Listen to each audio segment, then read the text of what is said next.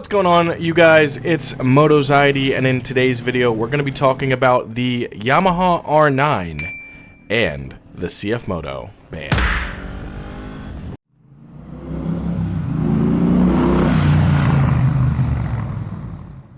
Alright, you guys, before we get into today's video, I just have a quick word from this channel's sponsor, Cora.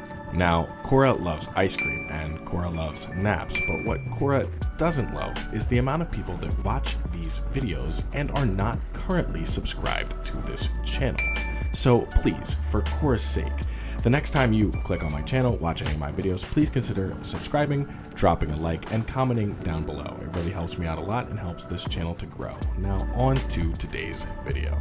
So Yamaha had a big reveal last week, and I wanted to wait a little bit. I wanted to give it a full week before I came onto my channel and talked about it with you guys. Yamaha has finally dropped the much anticipated R9, and I wanted to wait so that I could see, kind of the responses that people were having to this bike, and I was a little bit surprised. Yamaha is a company that people usually covet. They're usually excited when they drop bikes, and they're usually pretty positive when they do so. But I think a lot of people were underwhelmed and a little bit upset by the reveal of the R9. I think people were expecting something a little bit different. In all honesty, from everything I've read about this bike, it makes sense, and it seems like it's going to be a pretty solid entry into Yamaha's lineup. I mean, I'm pretty excited for it. I can't wait to see it in person and hopefully at some point get to ride it. It seems like it's going to be, more of a intermediate style bike. It's only going to make about 107 horsepower, I believe, off the top of my head.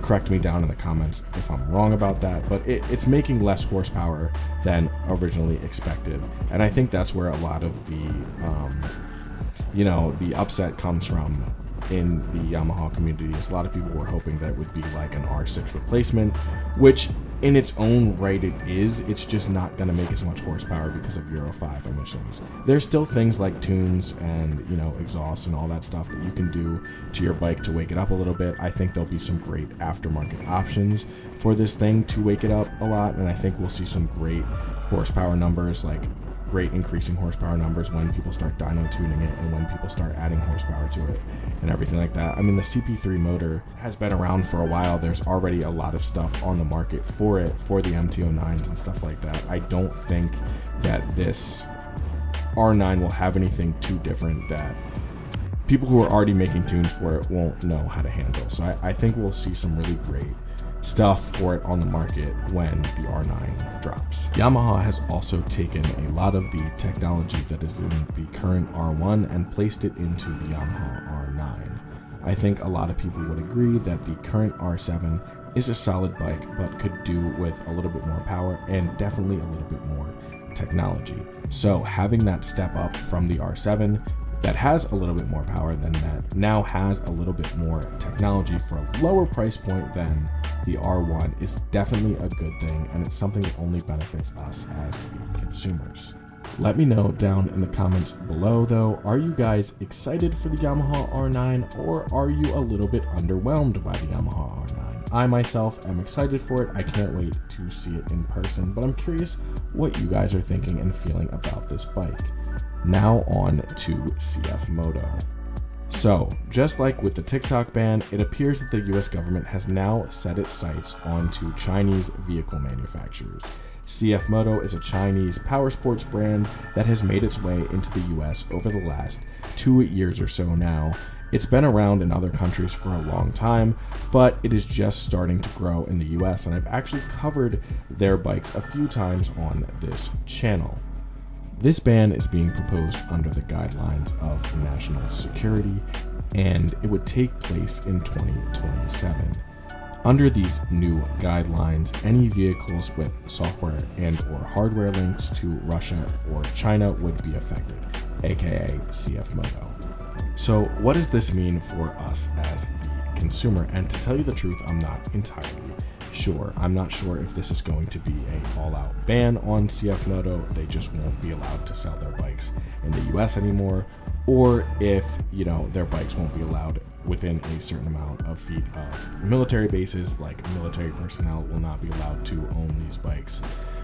or if they'll just have to make some changes to the technology that they have on their bikes, specifically with the CFMOTO Ride app in particular. I'm sure there's some not so great things with data sharing and everything like that that comes into question when you actually look at the CFMOTO Ride app, and that's something that I'm definitely not a fan of, and I hope that CFMOTO isn't doing anything with data leaking or sharing data to China or giving away people's personal information. That would be horrible.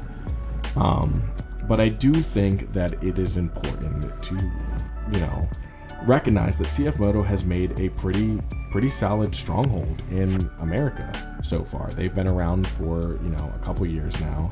And I think that a lot of people are considering CFMOTO as their first bike over something like even the Ninja 400, the bike that I'm currently riding. Just recently, I was at Moto America where CFMOTO had a booth set up.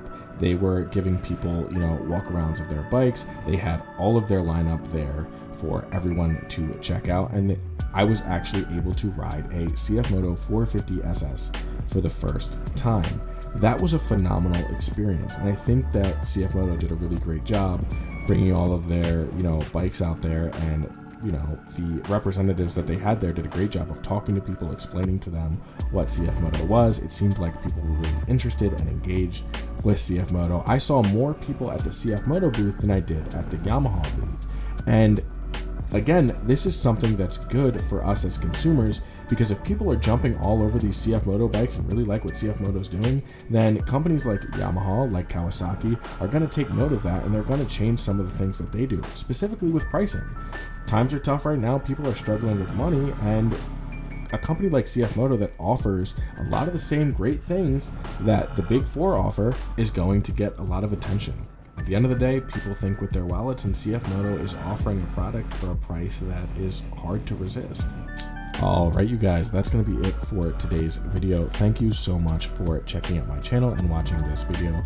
Please let me know down in the comments below what you think about the Yamaha R9. Are you excited for it? Are you worried about it?